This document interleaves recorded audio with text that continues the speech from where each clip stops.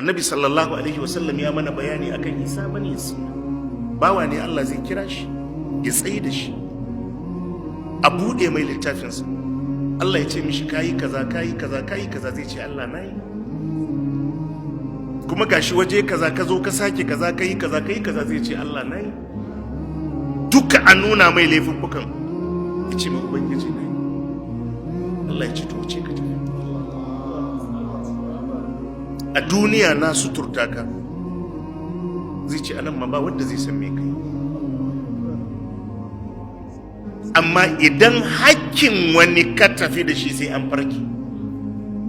Annabi ya ce kuma ko dan aljanna da dan aljanna ne, kafin su shiga aljanna sai an ware. Tare kuka yi aikin, tare kuka yi komai, amma wani lokaci an zo da a yi abin kun yi gulmansa.